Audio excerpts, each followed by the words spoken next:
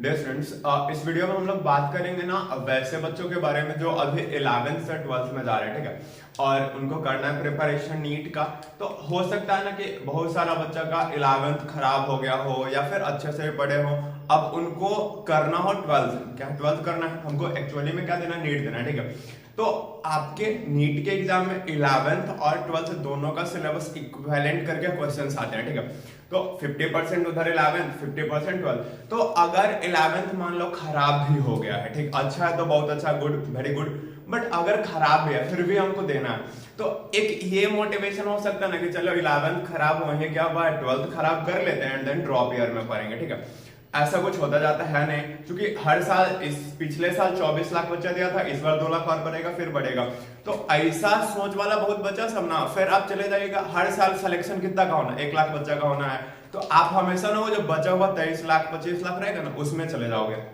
उससे बेटर क्या है, 11th जो हुआ उसको छोड़ो आप, 12th, अभी 12th में अच्छे से अगर कर लोगे तो एंड ऑफ द डे अगर ड्रॉप लेना पड़ा तो ड्रॉप में जाके आपको 11th पढ़ने का समय मिलेगा, समझ में आए।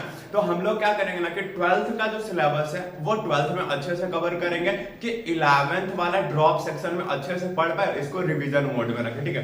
तो अब इसका क्या इंपॉर्टेंस है ना, बस उसी के बारे में हम लोग चलेंगे, ठीक है। तो अपना 12th का बायो के सिलेबस में ना 5 यूनिट है। कितना यूनिट है? 5। एक कौन सा? रिप्रोडक्शन, एक जेनेटिक्स और इवोल्यूशन वाला, फिर बायोलॉजी एंड ह्यूमन वेलफेयर जिसमें हम लोग माइक्रोब्स के बारे में पढ़ते हैं, फिर बायोटेक्नोलॉजी और एक लास्ट का इकोलॉजी, ठीक है। सबका परसेंटेज वाइज वेटेज लिखा हुआ है, जिसमें सबसे ज्यादा क्वेश्चन होता है ना जेनेटिक्स एंड इवोल्यूशन से। 12th का जो सबसे इंपॉर्टेंट यूनिट आप कह सकते हो आप इसको नीट पर्पस से, वो कौन है? तो जेनेटिक्स है। उसके बाद कौन सा? ये रिप्रोडक्शन। अब बायोटेक्नोलॉजी को देखोगे ना 10% है, ठीक है। ये बहुत छोटा छोटा चैप्टर है लेकिन वेटेज बहुत ज्यादा है इसका, आप देखोगे तो क्वेश्चन बहुत ज्यादा मिलता है सबसे। तो हम लोग इसके बारे में देखते हैं, ठीक है। दूसरा, टोटल हम लोग का 12th का जो सेक्शन होता है उसमें बायोलॉजी का बुक है, उसमें टोटल 16 चैप्टर था, उसमें से 3 चैप्टर्स रिमूव्ड है। एक कौन सा? तो अपना रिप्रोडक्शन इन ऑर्गेनिज्म। एक कौन सा? तो strategy of enhancement in food production, और एक अपना वो इन्वायरमेंटल इश्यूज। 3 हटा हुआ है तो बचा कितना? 13 चैप्टर। तो हम लोग देखेंगे ना कि किस चैप्टर से कितने मार्क्स का क्वेश्चन आता है, क्योंकि एक बच्चा का क्यूरियोसिटी होता है ना कि हम थोड़ा जाने की वेटेज किसका है, किस सेक्शन से ज्यादा क्वेश्चन आता है। तो देखोगे ना कि पहला टर्म क्या है? चैप्टर विथ 5 और मोर क्वेश्चन। इट मींस, कहने का मतलब क्या होता है कि वैसा कुछ चैप्टर ना जिससे 5 क्वेश्चन, 5 से ज्यादा क्वेश्चन भी आपको दिख सकता है, वो कौन कौन है? तो principle of inheritance and variation, Mendel बाबा का चैप्टर जिसमें पूरा मेंडल का लॉ के वगैरह में पढ़ना आपको। दूसरा, मॉलिक्यूलर बेसिस ऑफ इनहेरिटेंस, जिसमें हम लोग DNA fingerprinting, structure of DNA, ये सब के बारे में पढ़ते हैं, ठीक है।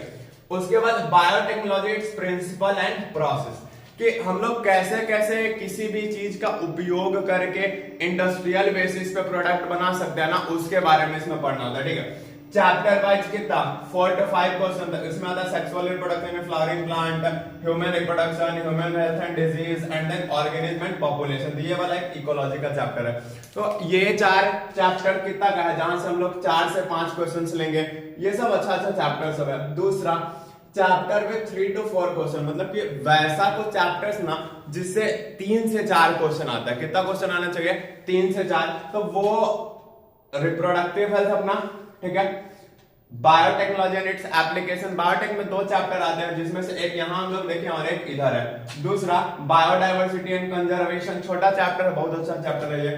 फिर इवोल्यूशन, अब ऐसा चैप्टर है जिससे 2 से 3 क्वेश्चन आपको मिलेगा, मतलब कि ये एक अप्रोक्सीमेट लिखा हुआ है, 2 मिले 3 मिले चलेगा।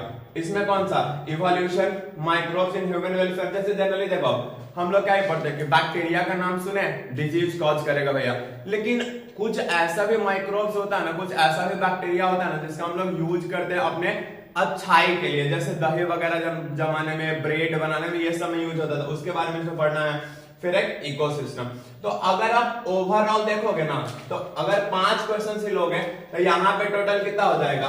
15 क्वेश्चन। टोटल कितना? 15। यहाँ पे अगर 4 भी लोगे तो कितना? 16। फिर इधर अगर 3 ले लो आप तो कितना? 9। और इधर भी 3 ले लोगे तो कितना हो जाएगा? 9। 9 कितना हो जाएगा, इधर 31 और 31 और 9 40 49, मतलब कि अप्रोक्सीमेट ना आपको 45 के आसपास में बैलेंस को जोड़ोगे तब 49 आ रहा है, बट आपको ना अप्रोक्सीमेट 45 के आसपास में बैलेंस करके रखता है। तो 12th का सिलेबस आपको 50%, जैसे देखो टोटल बायो से 90 क्वेश्चन आना है, उसमें से 45 क्वेश्चन आपको कहां से मिलेगा, 12th वाले सेक्शन से मिलेगा, ठीक है। तो हम लोग क्यों नहीं 12th को 12th में अच्छे से अगर कर ले तो ड्रॉप जब लेना भी पड़ेगा तो उसमें आपका क्या होगा, चांस ऑफ सिलेक्शन बढ़ जाएगा, क्योंकि आप 12th करे रहोगे, 11 सिर्फ करना पड़ेगा, तो एक तो भार आप पे कम न रहेगा, रिवीजन जितना ज्यादा कर पाओगे, जितना ज्यादा रिवीजन फिर उतना ज्यादा प्रैक्टिस, और प्रैक्टिस ही तो आपका रिजल्ट कंफर्म करता है, समझ में आया। तो 12th हम लोग अच्छे से इसलिए वेटेज बता देना कि आपको इंपॉर्टेंस पता चल जाए कि 12th का इंपॉर्टेंस क्या है, समझ में आया। तो अच्छे से हम लोग मेहनत करते हैं, मिलते हैं फिर नेक्स्ट वीडियो में, बाय बाय, धन्यवाद।